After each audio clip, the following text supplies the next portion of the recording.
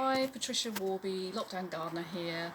Today we're going to be sowing some seeds of runner bean, but any bean would be similar to this.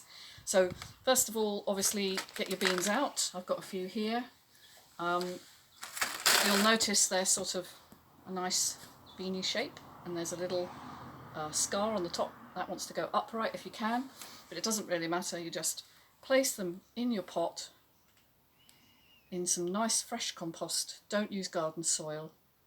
You can do them in individual pots, or like I'm doing here, you can do them in one pot, and then just cover them over with another layer of fresh compost.